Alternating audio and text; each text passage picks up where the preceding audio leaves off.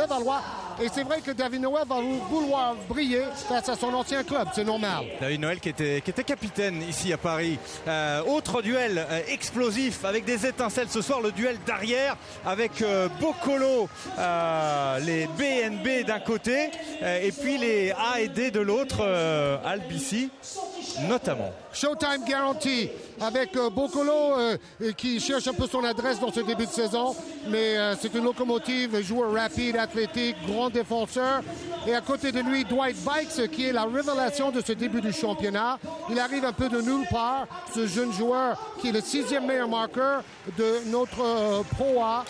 Donc une bonne pioche pour Gravelines.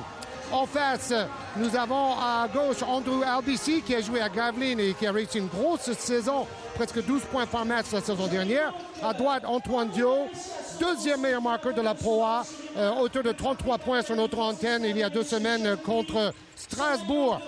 Donc, qui va gagner ce duel des arrières de très haut niveau? Là, il y a une clé pour savoir qui va remporter la victoire. Donc vous avez fait la transition, Georges, c'est magnifique. C'était effectivement deux équipes jeunes, athlétiques, séduisantes. Et on va tout de suite regarder les clés du côté de Gravelines. Alors pour Gravelines, d'abord, il faut une grosse production du banc, comme c'était le cas vendredi dernier à Gravelines sur notre antenne. Leur banc a dominé le banc de Cholet. Après, ralentir le tempo. Gravelines, c'est le 2e meilleure défense en Pro A, tandis que Paris, c'est la 2e attaque. Donc, s'ils ralentissent le tempo, c'est bon pour leur défense et bon pour le résultat. Et gagner aussi la bataille au rebond. Ça dépend beaucoup de Ludovic Vati qui a pris 15 rebonds sur record de carrière contre Cholet vendredi dernier. Christian, vous êtes sur une bonne dynamique de succès, vous voyagez bien, donc confiant pour ce soir avec peut-être l'une des données, le rebond, entre autres. Il y a tellement de données dans le basket, on a vu une telle homogénéité dans ce championnat, d'une semaine à l'autre, les choses ne sont pas forcément constantes, il faut donner le maximum. En plus, les deux équipes, soit Paris ou nous jouons 2 fois par semaine. Il y a toujours les blessures à gérer, on est actuellement un petit peu dans cette problématique-là et on espère que tout le monde pourra donner le meilleur de lui-même. C'est ce qu'on vous souhaite. Bon match, Christian. Voilà, Georges, on va s'intéresser aux clés du côté du Paris-Levallois maintenant. D'abord, gérer la fatigue. Ils ont joué à Chalon dimanche et en Belgique, ils ont remporté une qualification au Euro Challenge à Mons-Hainaut. Et donc, ça va faire 3 matchs en 6 jours avec 2 déplacements.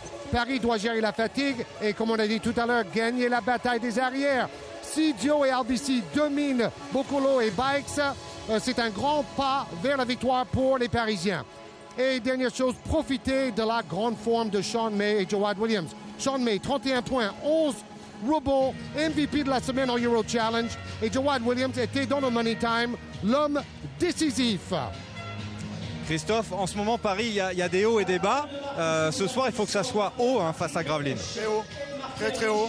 À l'image du match que l'on a fait dimanche dernier, où j'avais dit avant le match qu'on n'avait pas d'autre choix que de faire un match d'Euroleague. Gravelines est une grosse écurie du championnat, très complète, avec une profondeur de banc qui est très impressionnante aussi. Il va falloir être très près du texte et intense pendant 40 minutes et peut-être même 45 minutes. Eh ben, on vous souhaite beaucoup d'intensité. Bon match. On va regarder tout de suite les 5 de départ, Georges. Bien sûr, Happy Pat, ça me fait plaisir parce que nous avons 2 des plus beaux 5 de la Pro A. On disait Bikes, la révélation, Boccolo, l'athlète, David Noël, l'ancien parisien. À l'intérieur, le meilleur contreur de la Pro A, Cyril Akpomeda, et Ludovic Vati, avec ses 15 prises, son record de carrière la semaine dernière, il est en forme. Et le 5 pour Paris-Levallois. Albici et Joe, on en a déjà parlé, Maliendo est le métronome à 3 points. Et Jawad Williams et Sean May, les 2 hommes en forme à l'intérieur pour Paris. On va découvrir le trio arbitral probablement, ou la perche, c'est comme vous voulez. Allez, les arbitres, Jean-Charles Collin, Mehdi Difala et Arian Greva ce soir. On va écouter Christophe Denis. Omega, Vati 14. Okay, right tension, tough defense. On 32, Jawad. Pass. On the ball screen. Okay. Wait. On the ball screen with Antoine. You pop. Wait that he get the ball. Okay. If he get the ball here, you come baseline. Malay, tu es là. Ok, Antoine, Andrew, si jamais on passe la balle ici, c'est pas grave, toi tu coupes là, d'accord? Malay, tu trouves à 3 points. Oh, defense, guys, defense, it's possession. Afin d'honorer la carrière et la mémoire de ce grand champion, je vous demande de bien vouloir vous Alors vous le lever. savez, mesdames, messieurs, Robert Monclar nous a quitté cette semaine à l'âge de 82 ans. Un géant du basket hexagonal, 2 fois champion de France international, présent aux Jeux Olympiques d'Helsinki, de Melbourne et de Rome. Une pensée toute particulière à Jacques, son fils, et à ses proches.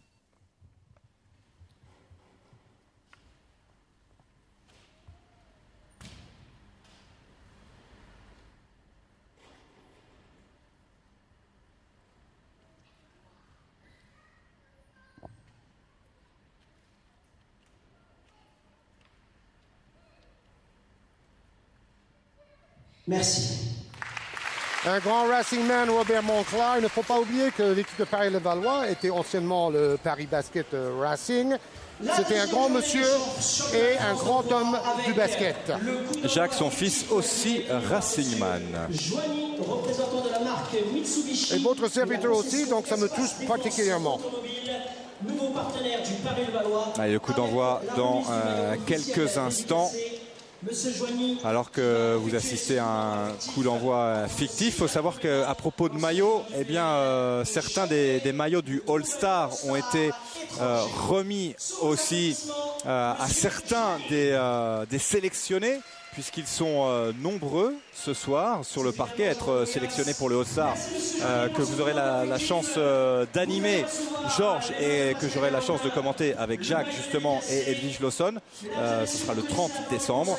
Sachez que côté parisien, eh bien, sont sélectionnés Andrew Albisi, Jawad Williams, Antoine Dio, Sean May évidemment, et puis côté BCM, eh bien, Bikes et Bokolo.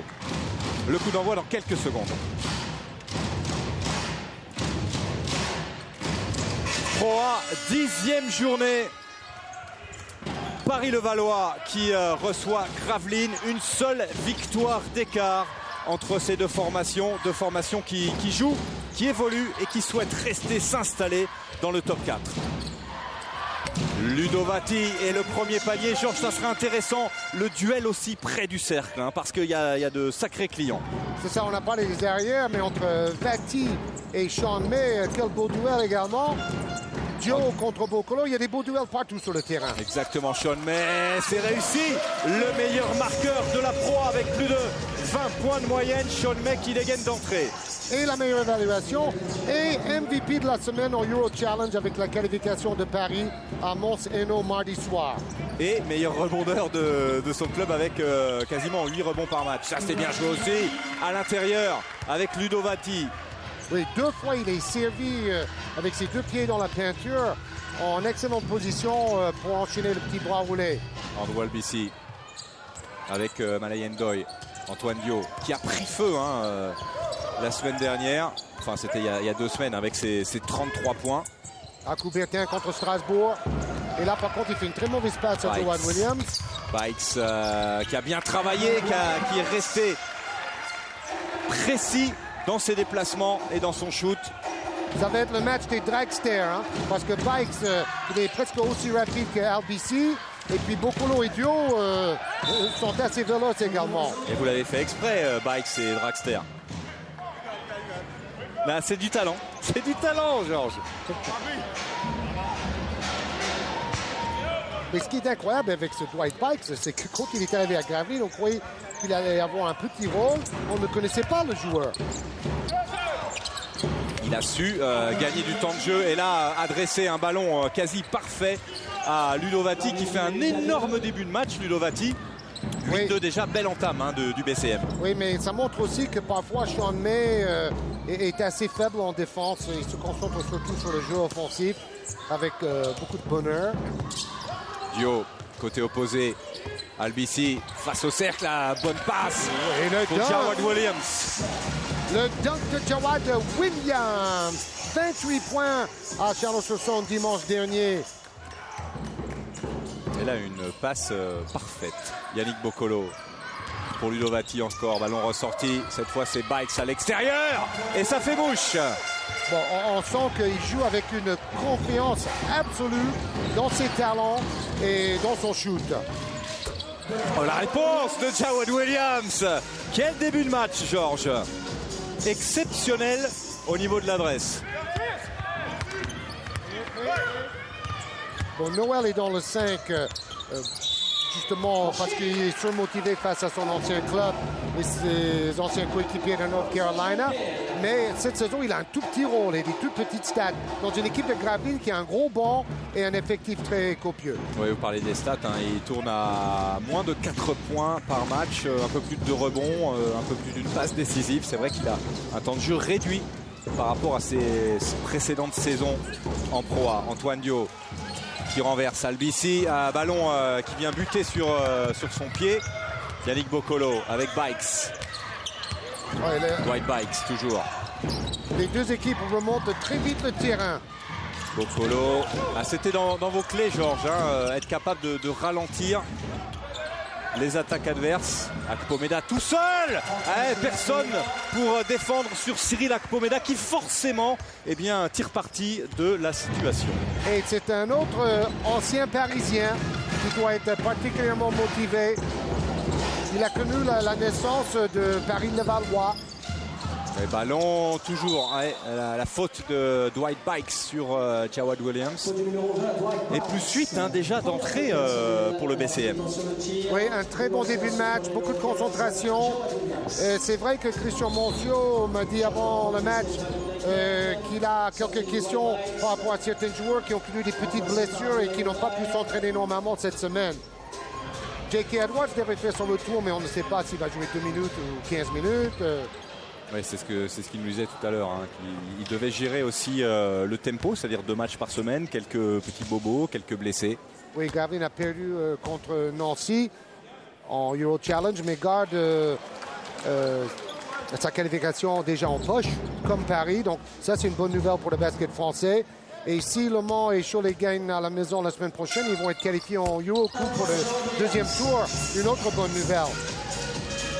Qualifié donc pour les top 16, hein, appelons ça comme ça. 1 sur 2 pour Jawad Williams. On voit au que lancer Noël franc. traîne le pied un peu. En plus, il a gagné du poids par rapport à l'année dernière. Et Cyril Akpomeda qui continue. 17-7, l'écart le plus important, Georges, depuis l'entame du match. Et pourtant, on a joué quoi, 4 minutes. Plus 10 déjà pour le basket club maritime. Antoine Dio, bien servi et qui tire parti de la situation qui n'était pas hyper évidente. Oui, et surtout, il se démarque ligne de fond, il se fait oublier, la passe arrive dans le timing. Mais bon, dans ce début de match, Gravelines joue à la perfection intérieure et extérieure. Boccolo, Ludovati marché. Tout à fait. Un petit pas de trop avant de monter au dunk. Oui, en ce moment, c'est l'Euro féminin de handball. En handball, on aurait eu le droit de marcher autant, mais pas au basket. Bon, Paris semble un peu moins saignant dans ce début de match, mais c'est une équipe qui, souvent cette saison, a eu des départs difficiles avant d'être très fort en deuxième mi-temps. Williams, Albici, Andrew Albici qui s'infiltre près du cercle. Ballon ressorti, Antoine Dio, bien placé. C'est son spot, ça. C'est son spot. Antoine Dio, le premier 3 points. Toujours bien servi par RBC qui tourne à presque 6 passes décisives par match cette saison, son record de carrière. Il est plus un distributeur maintenant qu'un finisseur RBC. Yannick Boccolo, ballon ressorti, David Noël, un peu long. Qui pour prendre le rebond? Ludovati, main gauche. Il fait un premier carton extraordinaire. De mammouth. Ludovati, il en est déjà à 8 points. 100% de réussite. 4 sur 4 au shoot. Sean May, Sean May tout seul comme ça, il est tout simplement inarrêtable. Oui, les deux attaques ont pris le dessus sur la défense pour le moment. Mais je vous rappelle que Gravelines a la deuxième défense en France. Ils vont essayer de monter en régime défensivement. Boccolo. Et deux anciens coéquipiers, des grands copains quand ils ont été formés ensemble au Mans. Donc il y a beaucoup de retrouvailles des anciens de Paris, et là des anciens coéquipiers au Mans, Boccolo et Dio. Mais pour les deux, c'est plutôt en quittant le Mans qu'ils ont pris leur envol, c'est ça, déployé leurs ailes. Et voilà, montrer davantage de choses tout simplement. Et à propos d'elle, hein, Antoine Dio, c'est un peu l'année du Phénix. Il est en train de renaître complètement. On est très heureux de le voir en pleine forme, Antoine Dio, après ses soucis dorsaux. Akpomeda, le petit pas de côté pour se décaler. C'était bien tenté. Albici qui joue vite pour Antoine Dio, justement. À 3 points, c'est manqué cette fois. Et le ballon, le pied en touche. Ballon qui restera pour les Parisiens. Ballon sorti par Abdou Mbaye. Mbaye qui est déjà rentré ses bikes dans la rotation. Christian Monchot aime bien faire tourner ses joueurs et garder une grosse intensité défensive, un peu comme en Euroleague. Ouais, Sean May. Ouais, faute offensive sifflée contre Sean May. On disait qu'on ne pouvait pas l'arrêter, sauf si on place bien ses appuis. Et c'est ce que Akpomeda a fait. Regardez, il était arrêté, il était devant la ligne en demi-cercle.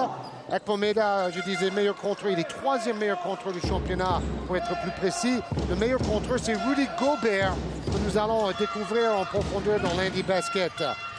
Le pivot du Cholet. Camara, c'est manqué alors qu'il était tout seul sous le cercle. Andrew Albici. Albici pour Antoine Dio. Derrière lui, Dio. Et la faute sifflée contre Yannick Boccolo. Pas évidente d'ailleurs. Il trouve pas ça super drôle, mais c'est monsieur Koufala qui a fait retentir le sifflet. Est-ce qu'on va voir ça? Le premier pas d'Antoine Dio. Est-ce que vous voyez une faute, Georges? Oui, il met le bras sur la hanche. C'est évident. C'est une faute. Voilà, c'est une petite faute, mais c'est une faute. C'est validé par Georges grâce au superbe ralenti de Jérôme Ramos. On voit très souvent un défenseur. Par là, si vous voulez qu'on discute ensemble. Il considère qu'il n'y a aucun dribble. Pour moi, il n'y a aucun dribble non plus, donc je pense qu'il a raison. On ne peut pas discuter comme ça tout le monde. D'accord? D'accord? Ouais, premier échange entre les arbitres et Christian Monchot. Oui, ils ont aimé voir ce panier refusé. Mais bon, souvent quand un joueur démarre après une feinte avec son premier pas, on voit le défenseur mettre l'avant-bras sur la hanche. C'est pas toujours sifflé, mais c'est une faute. Yannick Boccolo. Et le PL qui est revenu à 2 petits points, alors qu'on vous rappelle qu'il y a eu un écart de 10 points. Ouais, bien, cette passe, oh là là là là, que c'est bien joué. Qu'est-ce que c'est beau ce dunk d'Akpomeda qui pète le feu. C'est prévu, la prochaine fois, c'est une faute. Akpomeda qui est arrivé lancé, ultra motivé. Bon, il ne faut pas trop s'accrocher au cercle, mais il ne faut pas être trop sévère non plus. Hein. Laissons jouer un peu. Oui, d'autant qu'il s'accroche aussi au cercle pour éviter de retomber sur quelqu'un. Hein. Et on a le droit d'ailleurs, dans Sean ce cas May. précis. Jawad Williams qui s'est retourné face au cercle, c'était bien tenté. Ils sont 2 pour prendre le rebond avec Ousmane Camara notamment. Boccolo. Yannick Boccolo qui s'infiltre, ligne de fond. Dio est obligé de reculer vu la vitesse de Boccolo. Et joli rebond pris par Gravelines. Yannick Boccolo de nouveau. Défense individuelle des deux côtés, des beaux duels partout. Et un jeu très large, regardez, pour donner des espaces. Ouais, là, il y avait un peu trop de trafic. Belle défense en tout cas de Sean May là, qui est venu couper la ligne de passe. Ousmane Camara, comme Bikes, une révélation dans ce premier tiers de la saison en Pro A. Vous vous rendez compte qu'il tourne à plus de 8 points de moyenne, Ousmane Camara. Et il a fait quelques gros matchs au niveau des rebonds. Et il a gagné en temps de jeu surtout. Jeune joueur encore, hein, à peine 23 ans, formé au Havre. Alors que va rentrer John Cox. On parlait des familles, hein. John Cox, vous le savez, le cousin de Kobe Bryant. Les Lakers qui souffrent un petit peu en ce moment. Oui, alors Cox était meneur titulaire et gros scoreur au Havre, par exemple. Maintenant, il doit accepter un autre rôle, 6e homme. Mais il a les tickets shoot dès qu'il arrive sur le terrain. Il a le droit d'allumer la mèche et il sait le faire. David Noel au lancer franc. On vous parlait tout à l'heure du trio vainqueur NCAA en 2005 avec les Tar Heels, avec UNC, l'université de North Carolina. Il en faisait partie de ce trio, David Noel. C'est quand même assez exceptionnel d'imaginer les 3 joueurs ensemble sur le même parquet, ici en France, oui, à des milliers de kilomètres. Tous ces anciens de North Carolina se retrouvent pendant les vacances d'été à Chapel Hill. Et si vous ne le saviez pas, vous l'avez appris en regardant Et dis-moi tout sur Jawad Williams. Tout à fait. Un vrai monsieur, Jawad. Ouais, la belle contre-attaque. Bikes qui attendait de voir si le ballon allait revenir dans sa direction. Pas la peine. Mbaye est allé jusqu'au bout tout seul et temps mort pris. Il reste 2 minutes à jouer dans ce premier quart-temps. Et ça va vite. Sur les 2 lancers francs de David, là, il sort de l'écran trop facilement. Tu dois combattre, là. Après, il fait un dribble, il prend le milieu, il va te shooter sur la gueule. Hey! We need to have Sean on a defensive rebound, okay? We have to run the defensive rebound, 5 players, everybody has to box out, okay? Don't run, we have got the ball, okay? I told you, we need to move the ball quick. We need to catch here the big man inside. Keep fast, catch and drive, move around. Okay, we need rhythm. We got no tempo, right? Oh, defense, it's too easy for them. It's too easy. Okay, Diab, deny. Il a raison, tout est facile pour les attaquants dans les 2 équipes. 25-17, il reste 2 minutes à jouer.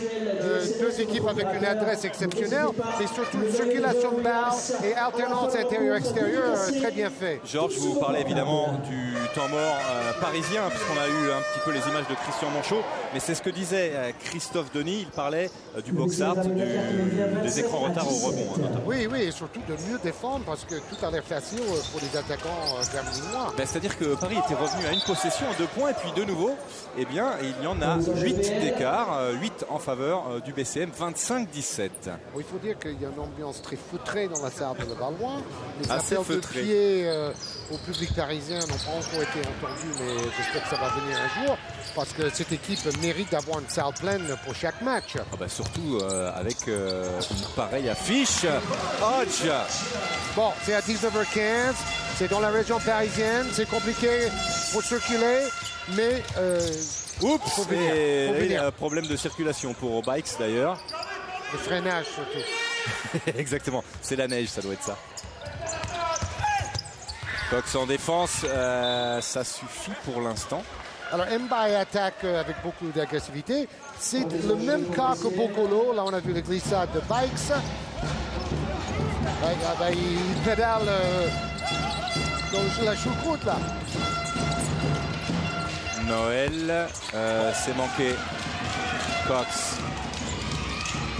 Williams. Et donc il disait que Mbaye, comme Bokolo, cherche son adresse et un peu de confiance en attaque. Onyangé. Ouais, bien joué ça. Impeccable. Giovanni Onyangé dit Coco Pops. Et c'est le tir qui tombe du ciel parce que c'était une trajectoire très arrondie. Bikes. La bataille pour le ballon toujours pour le BCM, récupéré justement par Bikes qui a bien bataillé, qui a bien suivi. Bikes qui va déclencher maintenant à 3 points, c'est manqué. Hodge au rebond. Julius Hodge pour Onyangé avec Williams. Williams qui cherchait Sean May face à Cyril Akpomeda. Alors Akpomeda avançait vers l'épaule de Jawad Williams et c'est là où il y a faute. Regardez, là, il avance et le contact est bien provoqué par Jawad, certes. Il a les bras bien levés, mais il avance un peu. Pas facile à le bouger quand il est placé comme ça, Cyril Akpomeda. Même si là, pour le coup, c'est lui qui bouge. Et c'est pour ça que les arbitres ont dû siffler. Ouais, c'est Cyril Akpomeda qui va se reposer un petit peu. Et l'arrivée de Juby Johnson, qui a été extraordinaire avec son adresse à 3 points face à Cholet la semaine dernière. Une victoire facile d'une vingtaine de points pour Gravelines contre une très bonne équipe de Cholet. Et Georges, quand Christophe Denis dit un petit peu envier le banc du BCM, on comprend pourquoi. Oui, tout Parce à fait. qu'il y a quelques cartouches hein, quand même Il sur ce essaie banc. d'utiliser de plus en plus son banc. Labéry arrive sur le terrain à la place de Joan Williams. C'est là où j'ai parlé de gérer la fatigue par rapport à 3 matchs en 6 jours avec 2 déplacements. Allez, 1 point d'écart seulement. Alors qu'on est dans les dernières secondes de ce premier quart-temps. Jonathan Aka est toujours blessé aussi. Il manque dans la rotation à l'intérieur pour Paris-Levallois. Et on va essayer, comme il y a peu d'écart hein, entre l'horloge des 24 secondes et le chrono, on va essayer d'utiliser Bikes. J'allais vous dire, l'avait très bien fait, presque, sauf la finition. John Cox, la faute. Ouais, sur John Cox, faute sifflée contre Abdou Mbaye, qui a coupé la possible contre-attaque. Et décidément, Dwight Bikes va trop vite. Je pense qu'il a des nouvelles chaussures aussi. Et il a du mal à s'arrêter. Et il est tombé déjà 3 fois en premier quart-temps. C'est une mobilette. Des petits problèmes d'équilibre, de stabilité. Albici, ouais, le petit dribble dans le dos.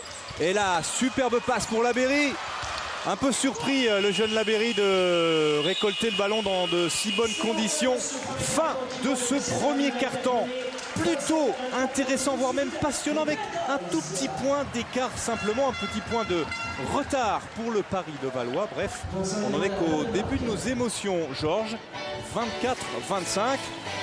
On va prendre une courte respiration. On se retrouve dans quelques instants.